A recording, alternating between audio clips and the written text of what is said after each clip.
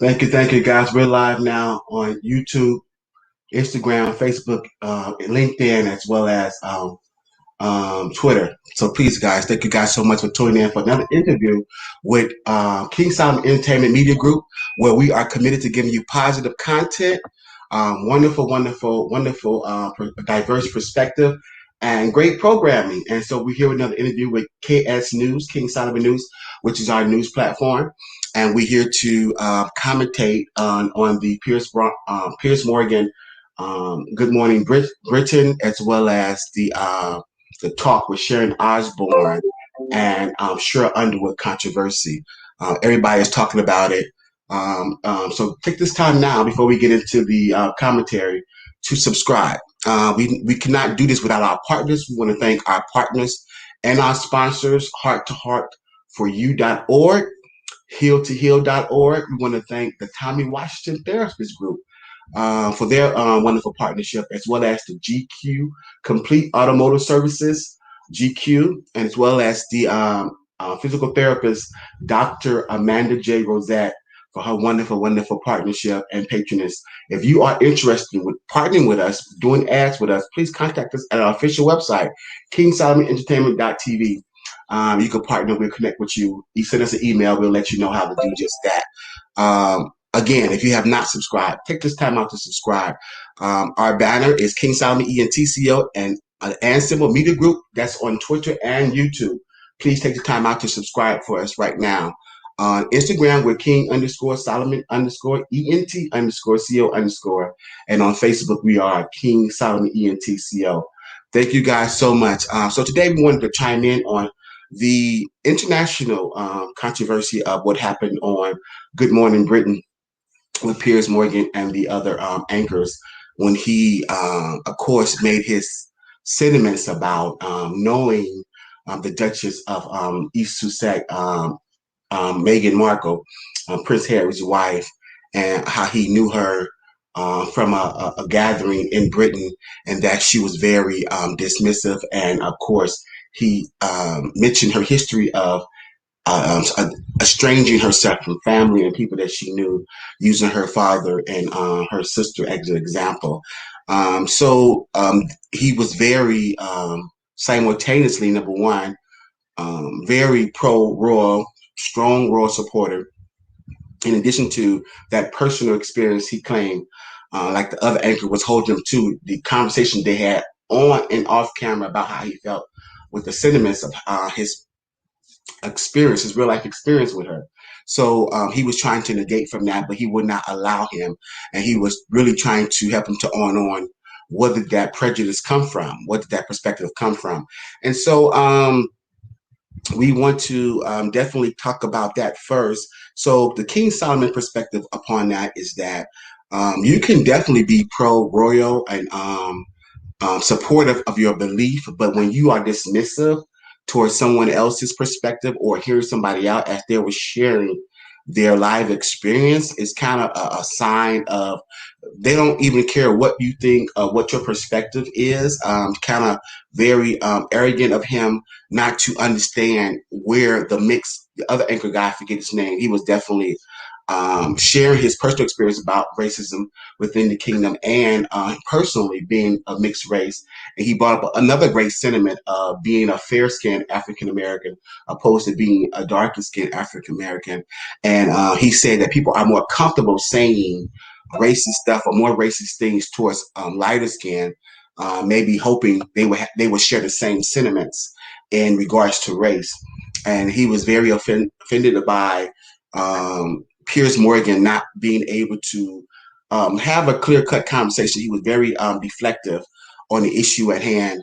Another thing that was interesting to me was how he said, what if you didn't like Meghan, the Duchess of East Sussex, also the Countess of Dermot, as well as her other titles, personally? And on that couple of occasions that he met her personally, he said that she just wasn't, very pleasant, again, dismissive. And so he was trying to create the narrative that maybe the comment, and first of all, they omitted the Queen and Prince Albert from saying this because Harry said it in to Meghan in confident, not saying where did it actually come from. So they were trying to pinpoint and eliminate, first of all, Prince Albert and Queen Elizabeth from saying it. So it had to be between his father, Prince Charles, and his brother, Prince Williams. And so he was saying that that pretty much that there are concerns about baby Archie complexion. And he said, well, what if they meant it as a concern, meaning that they say, oh my goodness, what if the world treats him differently because he's darker, as if they was concerned about how others would treat him.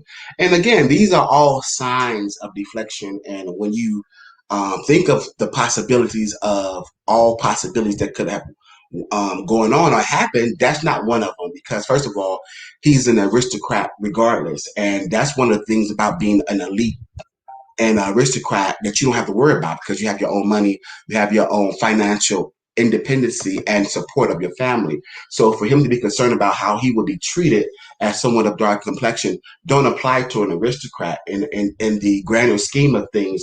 We talk about what it takes to survive and to get along with others. So that was really a sign of that. They're just really deflecting the real issues at hand. And baby Archie don't have to worry about that. But again, if the queen was concerned about the world treating him and not the firm and the institution, then it will look a lot different. Under the reports, under the George V ruling, he will never be crowned. So again, that's pretty much like saying, as long as the queen is alive, he won't be crowned. So how can you negate other forms of behavior that do not even affirm or align with the other narrative that you're attempting to say there are other possibilities? All I see is that you continue to talk about narratives that does not exist. Okay, and so again, we're merging both the Piers Morgan, which is where the conversation of the talk came from, with Sharon Osbourne. Sharon Osbourne had said that she is a good friends with Piers Morgan, and she was, for the most part, defending Prince Piers Morgan, anchor from Good Morning Britain. And she also mentioned that she didn't even take the time to even hear of the back and forth discussion and dialogue with the other anchor on the Good Morning Britain American. But she felt so strongly that Piers Morgan wasn't a racist, and Sheryl Underwood tried to clear it up that no one said he was racist. They were saying that he was insensitive to the Duchess of East Sussex sentiments and concerns about how she was treated in the royal family. And so for her to again be dismissive and deflective and not really deal with the issue at hand. And Sharon Osbourne kept saying, prove to her, you tell me, it's like, why should anybody tell you? Look at it for yourself. And we'll discuss the behavior that has transpired from Piers Morgan. And we'll talk about that and how aspects of what he had said and how he demonstrated in his behavior and him walking off, once they could not come to agreement or on their discussion. And also he was so adamant about him admitting or saying on record that the queen is not a racist. And so again, it was not shared where did it come from. But in all, if the queen was not racist or she was in disagreement of the firm or institution and them not titling baby Archie, it will look a lot different because she has influence as well over the Commonwealth of Britain. So therefore, this is your grandbaby. It will play out a lot different, and they'll be more supportive of the grandbaby being the heir to the throne of Britain. And so again, these are all different views of everyone, different perspective of how things should have went and how things played out.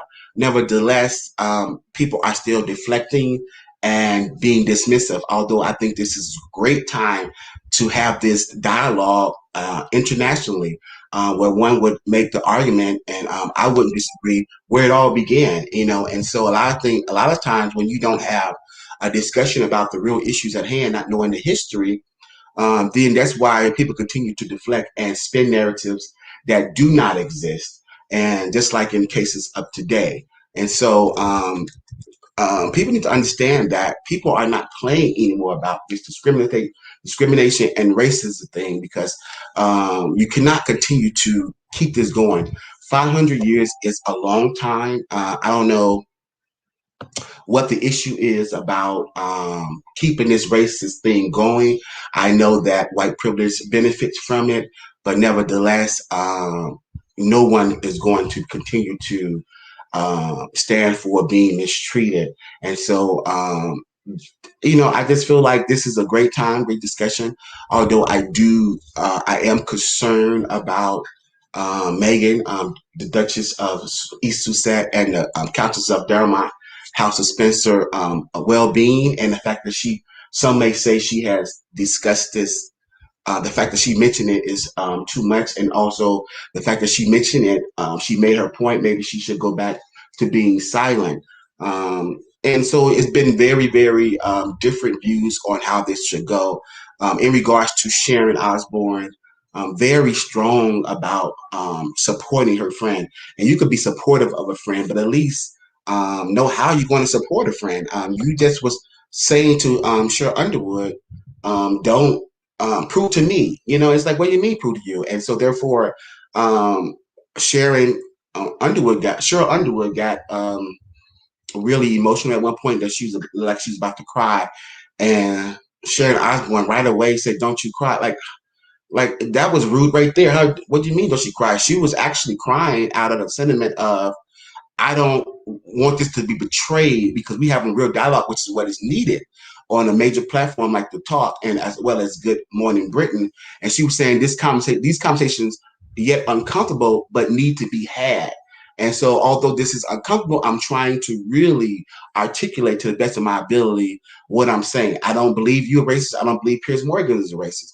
But what has transpired from his behavior, seeing there are racist aspect in that. And so, when she began to get emotional, she said, I'm only being emotional because of the way this may be portrayed. You might be portrayed as a racist, although I don't believe you are. And then Sharon Osbourne said it's too late. But again, you was the one that was pushing the issue, and then you was not trying to hear.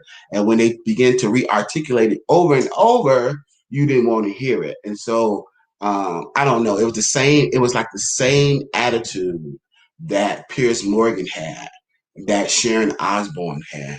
And it's so unfortunate because the Duchess of East Sussex, the Countess of Dermot, the House of Spencer, wants to be heard, and that's it. And we hear her. We are concerned about her. We hope that they hear them and that they resolve this. That's at least that's my hope. That's the King's perspective.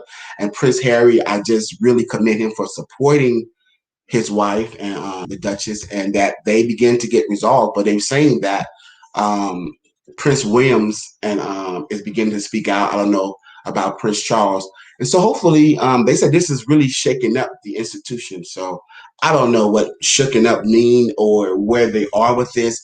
I think they're more embarrassed, but again, people are not surprised. People are just talking about it, and so of course the royal family do not like to be discussed in a negative manner. They don't believe in all the media attention. They are polar against the total opposite against of what is happening, the polar opposite of what is happening, and has definitely caused a frenzy. So we will be continuing to follow this. Hopefully that again, hopefully be resolved. Hopefully they are allowed back. Hopefully they continue their duties as Prince Harry and as the Countess of Dermot and the Duchess of East Sussex continue to um, take on their roles of royalty, and that Prince Archie is titled, or Archie, whatever title you want to give him, the Duke. They give him his title, and that this is resolved. And because I believe they've been embarrassed enough. So we want to just thank you guys for all of the support you've been giving King Solomon Entertainment and Media Company. And I'm just so happy that you guys are receiving the programming with Philanthropy at its best, which is our humanitarian and our philanthropy platform. Wonderful, more great foundations and nonprofit organizations that are coming. Wonderful, wonderful humanitarianisms that are coming on the platform, humanitarians. And yeah, so great report. Also, the Hollywood Now platform, where we interview the one-on-one Hollywood stars and celebrities, insiders, and influencers.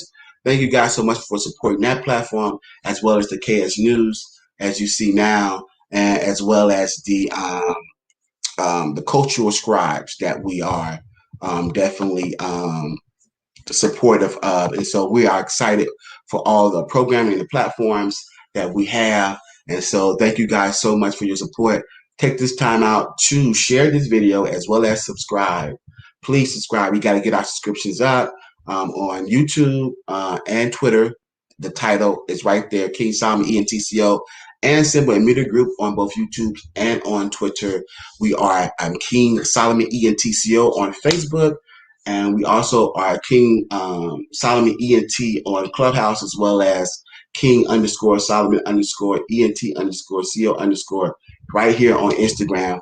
Thank you guys so much for your support. Until next time, thank you so much for watching King Solomon Entertainment and Media Group. Thank you guys so much for your support.